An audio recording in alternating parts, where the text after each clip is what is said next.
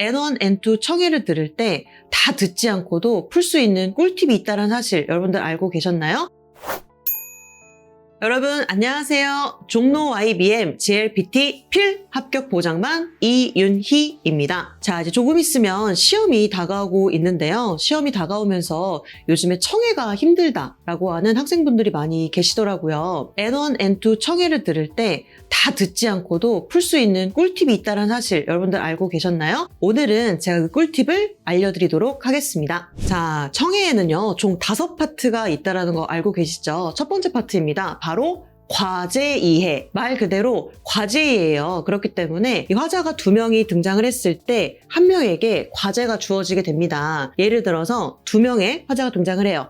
A, B가 등장을 해요. 자, A가 나 감기 걸렸어 라고 이야기를 해요. 그러면 화자 B가 너 약은 먹었어? 아니, 먹지 않았는데? 그러면 너 감기약 먹어야지! 여기서 끝나요. 그러면 이제 선택지에 여자는 무엇을 해야 될까요? 라고 질문을 할 거예요. 그러면 무엇을 고르시면 돼요? 감기약? 사 먹으면 되겠죠? 이게 바로 과제 이해입니다. 이렇게 과제 이해는 마지막에 문장만 잘 들으시면은요, 4가지 선택지 중에 과제가 있거든요. 그것만 잘 고르시면은 전체를 듣지 않고도 푸실 수가 있습니다. 자, 그럼 이제 2번 문제로 넘어가 보도록 하겠습니다. 2번 문제는 문제가 나오고 한 15초에서 10초 정도 이제 정적이 흐르죠. 그 정적이 흐르는 동안에 뭐를 해야 될까요?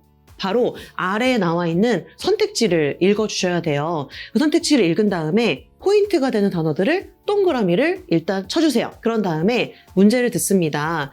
이 문제의 특징은 이 사람이 이 문제를 과연 다 꼼꼼히 들을 수 있는지를 물어보게 되는데요. 들으실 때 전체 내용이 안 들리더라도 이 동그라미 쳤었던 포인트가 되는 단어만 잘 들리시면은요, 문제 해결할 수 있습니다. 포인트가 되는 단어를 고르는 방법은 그 내용의 중심이 되는 단어가 바로 포인트가 되는 단어입니다. 오늘은 강사의 사정으로 인해서 강의가 취소되었습니다. 강의가 취소되었다. 이게 바로 포인트가 되는 단어가 되겠죠.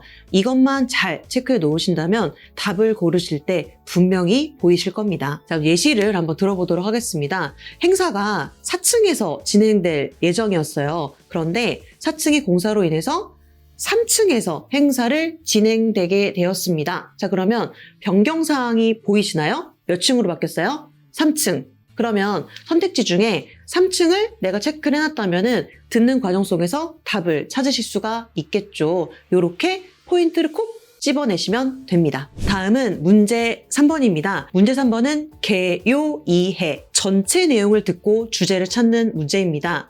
시험지를 보시게 되면은 아무것도 나와 있지 않아서 많이 당황하실 것 같은데요. 이 문제가 그래서 가장 배점이 높은 문제 중에 하나입니다. 배점이 높기 때문에 꼭 모두 맞추는 게 중요한데요. 자, 그러면 어떻게 접근해야 되는지 한번 확인을 해보도록 할게요. 전체적인 이야기를 듣는데요. 진짜 다 안 들려도 돼요. 저희가 중요한 거는 그러나 무엇보다 이렇게 해야만 한다 라고 해서 아무리 안 들린다라고 해도 그 접속사와 강조 표현만 확인을 하신다면은 그 이후로 들리셔도 정답을 고르시는 데는 아무 문제가 없습니다. 이 뒷부분만 잘 들으신다면은요, 나중에 나오는 선택지도 다 귀로 들어야 되는 거 아시죠? 선택지 부분에서 강조되는 부분이 나오는 선택지가 있을 거예요. 그게 바로 정답이 됩니다. 다음은 문제 4번입니다. 문제 4번은 즉시응답. 즉시응답은요, 문제를 듣자마자 바로 정답을 골라주셔야 됩니다. 그러다 보니까 이 부분을 되게 어려워하시는 분들이 많이 있는데요. 일단 즉시응답을 풀기 위해서는요, 내 생각을 다 빼셔야 돼요. 다 빼셔야 돼요. 오로지 들리는 거에 대한 정답에만 집중을 해주셔야 되는데요. 이때 포인트는 겸손하고 칭찬, 그 다음에는 만약에 친구가 어려움을 겪고 있다라고 되면 무조건 도와주셔야 돼요. 이런 식으로 진짜 인간으로서의 정말 도리를 잘 구사하고 있다라는 정답을 골라주시면 되는데요. 예를 들어서 이렇게 얘기를 했다고 볼게요. 나 오늘 새 옷을 샀어. 그러면 뭐라고 대답을 해야 될까요? 첫 번째, 야, 그것도 옷이라고 샀니? 두 번째, 야, 정말 너 이쁜 옷 샀다. 몇 번이겠어요? 당연히 2번이겠죠. 콜록콜록 친구가 기침을 하고 있어요. 콜록콜록 기침을 하고 있어요. 자, 1번, 너 어제 술 먹었니? 2번, 약은 먹었니?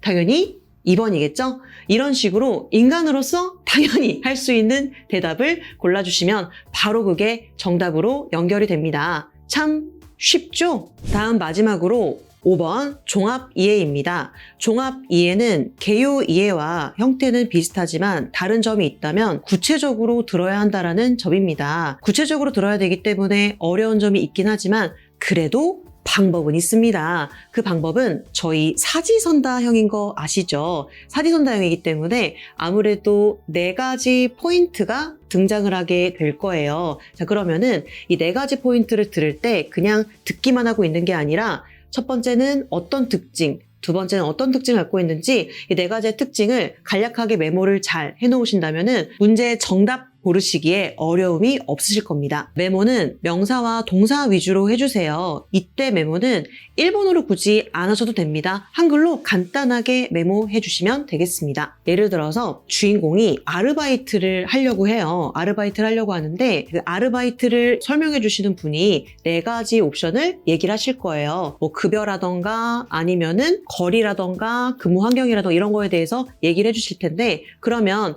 1번부터 4번까지 급여라던가 거리라던가 근무 환경에 대해서 메모를 간단하게 해놓으시게 되면은 마지막에 이 주인공이 저는 급여는 얼마가 좋고 거리는 몇 시간이 좋고 환경은 이런 게 좋습니다라고 얘기를 할 거예요. 그러면 이 주인공이 말하는 조건에 맞는 게 바로 답이 될 거예요. 얘도 마찬가지로 2번과 동일하게 포인트가 되는 단어만 잘 메모를 해놓으신다면 답을 찾기 문제 없으실 겁니다. JLPT는 스킬이 아닌 일본어의 근본에 대해서 질문을 하는 시험입니다. 그렇기 때문에 근본에 대해서 공부를 하지 않으시면 흔들릴 수밖에 없습니다.